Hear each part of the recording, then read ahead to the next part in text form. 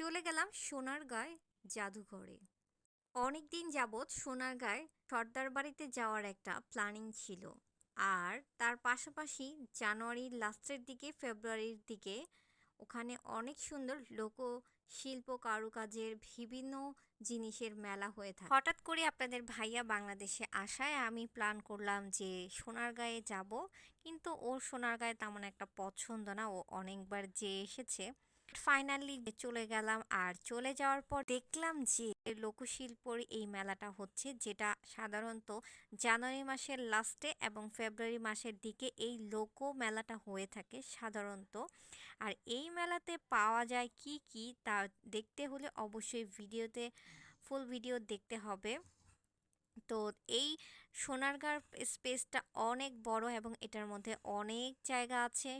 সোনারগাঁ জাদুঘর, সোনারগাঁ সর্দার বাড়ি, আরও অনেক জায়গা আছে, সুন্দর সুন্দর লোকশিল্প পার্ট এবং গ্রামীণ পরিবেশ ভাইব, সব কিছু নিয়ে আজকের ভিডিও। হ্যালো এভরিওয়ান, আজকে আপনাদের সাথে এই সোনারগাঁয়ের ফুল সিরিজটা শেয়ার করব, যেখানে আছে একটা সোনারগাঁর মধ্যে কি কি আপনারা দেখতে পারতেছেন আর কি কি সুন্দর সুন্দর এই স্পেস আছে, এবং ওখানে কখন মেলা হয়, কি কি খাবার আইটেম পেয়ে যাচ্ছেন এবং কত টাকা লাগে এই সোনারগাঁয়ে ঢুকতে, সব কিছুর ডিটেলস আজকে শেয়ার করব আপনাদের সাথে। প্রথমেই সোনারগাঁ লাগে অনলি 50 টাকা। আর ভিতরে যাওয়ার পর ওখানে সব কিছুই আপনি ফ্রি সার্ভিসে দেখতে পারবেন। বাট সর্দার বাড়ি নামে একটা ফুল সুন্দর বাড়ি আছে, যেটা হচ্ছে এখন ভিডিওতে আমি হাঁটতেছিলাম, এটা হচ্ছে সর্দার বাড়ি। এই সর্দার বাড়িতে ঢুকতে হলে 100 টাকা টিকিট চার্জ দিতে হবে, এটা হচ্ছে এক্সট্রা। আর আপনি এই সর্দার বাড়িতে চাইলে ঢুকতে পারেন, না চাইলে অন্য জায়গায় ঘুরেও চলে যেতে পারেন। সো চলুন দেখা যাক সর্দার বাড়িতে আপনারা কি কি দেখতে পারতেছেন 100 টাকা চার্জে। আর সর্দার বাড়িতে ঢোকার সময় হচ্ছে মাত্র 30 মিনিট। সো আপনি 30 মিনিটে কি কি উপভোগ করতে পারতেছেন আর সর্দার বাড়িতে কি কি আছে তার সব কিছু আপনারা এখন দেখতে পারবেন। তো চলুন দেখা যাক। প্রথমেই আমি যখন টিকিট দিয়ে ঢুকলাম, ওখান থেকেই সর্দার বাড়িটা স্টার্টিং। আর এই সর্দার বাড়িটা কিন্তু বিশাল বড়, খুবই সুন্দর, জমিদার বাড়ির মতো একটা নাইস এনভায়রনমেন্ট এবং খুবই সুন্দর। আর তার পাশাপাশি ছিল খুবই সুন্দর একটা ঘাটলা বাঁধা পুকুর, যে পুকুরটা দেখতে অনেক বেশি সুন্দর, চারদিকে খুবই সুন্দর একটা পরিবেশ এনভায়রনমেন্ট। আর তার পাশাপাশি হচ্ছে সিঁড়ি, আর সিঁড়ি দিয়ে নেমে হচ্ছে সুন্দর এই পুকুরটা। আর এই বাড়ির ভেতর দিয়ে আপনারা যেতে পারবেন এই পুকুরের মধ্যে। ঠিক পুকুর থেকে ঢোকার পরে হচ্ছে তার ভিউটা জাস্ট দেখেন, ইউ ক্যান সি, খুবই সুন্দর একটা এনভায়রনমেন্ট। আমার কাছে এত ভালো লেগেছে সর্দার বাড়ির প্রত্যেকটা ভিউ। আর এই বাড়িটা হচ্ছে একদম টিকিট দিয়ে প্রথমে যে স্পেসে ঢুকবেন, এইটাই হচ্ছে সেই সর্দার বাড়ি, যার উপরটা অনেক বেশি একটা সুন্দর ছিল। আর তারপরে হচ্ছে আরেকটা বাড়ি আছে, যেটা সর্দার বাড়ির ভিতরেই ইনক্লুড।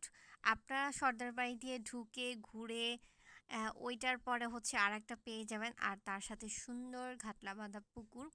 এই পুরাটা নিয়েই হচ্ছে সর্দার বাড়ি। জমিদার বাড়ির ভেতরের ভিউটা অনেক বেশি সুন্দর এবং ডিফারেন্স। আপনারা ভিডিওগুলো দেখতে থাকেন তাহলেই বুঝতে পারবেন। বড় সর্দার বাড়ি সোনারগাঁয়ে অবস্থিত একটি সুনির্দিষ্ট ভবন। এটি বর্তমানে শিল্পাচার্য জয়নুল লোক কারুশিল্প জাদুঘরের সীমানায় এবং পানামনগর থেকে প্রায় 500 গজ দূরে দুইটি বাঁধানো পুকুরের মাঝে অবস্থিত। প্রাচীন মুসলিম শাসনামলে 1296 থেকে 1608 সাল পর্যন্ত সোনারগাঁয়ে বাংলা প্রদেশের রাজধানী ছিল। এরপর রাজধানী ঢাকায় স্থানান্তর করা হলে সোনারগাঁ প্রাধান্য কমে যায়। দুটি ভাগ বৈশিষ্ট্য: সর্দার বাড়ির ছোট প্রবেশ মুখে ভাগটি দেয়াল লিখন থেকে জানা যায় যে এই ভবনের পিছনে চারপাশে তিনটি ভবন মুঘল আমলের প্রথম দিকেই নির্মিত। মধ্যভাগের লাল বর্গাকার ভবনটি বাংলা 12 ভূঁইয়ার সময় নির্মিত হয়েছে। সামনে অংশ 1902 সালে নির্মিত করা হয়। এর নিচতলায় 47টি এবং দ্বিতীয় তলায় 38টি কক্ষ বিদ্যমান। 1971 সালে বাংলাদেশ স্বাধীন হওয়ার পর বাংলাদেশ সরকার এটি অধিগ্রহণ করে এবং পরিত্যক্ত অবস্থায় রক্ষিত হয়। ৮০ দশকের প্রথম দিকে এটি উদ্ধার এবং আংশিক সংস্কার সাধন করে। তখন এটিকে লোক ও কারুশিল্প জাদুঘর, national folk art and museum হিসেবে গড়ে তোলা হয়। ২০১২ সালের দিকে কর্পোরেট সোশিয়াল রেসপন্সিবিলিটি অর্থাৎ সামাজিক দায়বদ্ধতার অংশ হিসেবে চীনা বহুজাতিক কোম্পানি কর্পোরেশন $২০ লক্ষ ব্যয়ে সর্দার বাড়িটি যথাযথভাবে সংরক্ষণের উদ্যোগ নেয়। সোনারগাঁও ছিল বাংলা মুসলিম শাসকদের অধীনে পূর্ববঙ্গের একটি প্রশাসনিক কেন্দ্র। এটি বর্তমানে নারায়ণগঞ্জ জেলার একটি উপজেলা। এর অবস্থান ঢাকা থেকে ৪৭ কিলোমিটার দক্ষিণ-পূর্বে। মধ্যযুগে নগরটির যথাযথ অবস্থান নির্দেশ করা কঠিন। বিক্ষিপ্ত নিদর্শনাদি থেকে প্রতীয়মান হয়ে যে পূর্বটি মেঘনা, পশ্চিমে শীতলক্ষ্যা, দক্ষিণে ধলেশ্বরী ও উত্তরে ব্রহ্মপুত্র নদ দ্বারা বেষ্টিত একটি জনপদ ছিল। সোনারগাঁও বাংলার ঐতিহাসিক অঞ্চলের অন্যতম প্রাচীন রাজধানী এবং পূর্ব বাংলার একটি প্রশাসনিক কেন্দ্র ছিল। এটি একটি নদীবন্দর ছিল। তাঁতি ও কারিগরের বিশাল ও জনসংখ্যার সাথে বাংলার মুসলিম বাণিজ্য কেন্দ্রবিন্দু ছিল সোনারগাঁও। প্রাচীন গ্রিক ও রোমান বিবরণ অনুসারে এই পাশ্চাত্যভূমি বাণিজ্যিক কেন্দ্র অবস্থিত ছিল। অঞ্চলটি বঙ্গ সমতট, সেন এবং দেব রাজবংশের একটি ঘাঁটি ছিল। সোনারগাঁও গুরুত্বপূর্ণ লাভ করে। এটি ফখরুদ্দীন মুবারক শাহ এবং তার পুত্র ইখতিয়ার উদ্দীন গাজী শাহ দ্বারা শাসিত সালতানাতের রাজধানী ছিল। এ সময় সোনারগাঁও বাংলার অন্যতম গুরুত্বপূর্ণ জনপদে পরিণত হয়। অনেক অভিবাসী এই এলাকায় বসতি স্থাপন করে। সুলতানরা মসজিদ ও সমাধি নির্মাণ করে। পরে এটি বারভূঁইয়া ঈসা খাঁ এবং তার পুত্র মুসা খানের নেতৃত্বে মুঘল সম্প্রসারণে প্রতিহত করেছিলেন। বারভূঁইয়া পরাজয়ের পর সোনারগাঁও মুঘল সুবাহ বাংলা একটি জেলা পরিণত হয়। ব্রিটিশ শাসনামলে বণিকরা পানাম পাড়ায় অনেকগুলো ইন্দো-সারাসৈনিক টাউন হাউস তৈরি করেছিল। ১৮৬২ সালে প্রতিষ্ঠিত নিকটবর্তী নারায়ণগঞ্জ বন্দরের মাধ্যমে এর গুরুত্বপূর্ণ শেষ হয়ে যায়। কররানী রাজবংশ প্রথম নবাব তাজ খান কররানীর সময়কালে এটি ছিল সাম্রাজ্যর রাজধানী।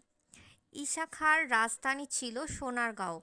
ঈসা খাঁর স্ত্রী ছিল সোনা বিবির নামে সোনারগাঁও এর নামকরণ করা হয়েছে। সোনারগাঁও শিল্পাচার্য জয়নুল লোকশিল্প লোক কারুশিল্প জাদুঘরে অবস্থিত। পানাম নগর এলাকাটি ১৯ শতকে সোনারগাঁও উচ্চবিত্ত ব্যবসায়ীদের বাসস্থান ছিল।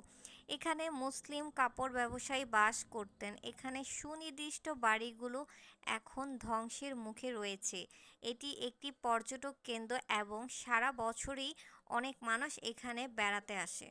পশ্চিম ও দক্ষিণ দিকে এই দুটি সুসজ্জিত প্রবেশে রয়েছে। দক্ষিণের প্রবেশমুখে বারান্দাটি ২৫ ফুট দীর্ঘ এবং কাদামাটি, ফুলপাতা ও চীনামাটি কাটা টুকরা নকশা সজ্জিত।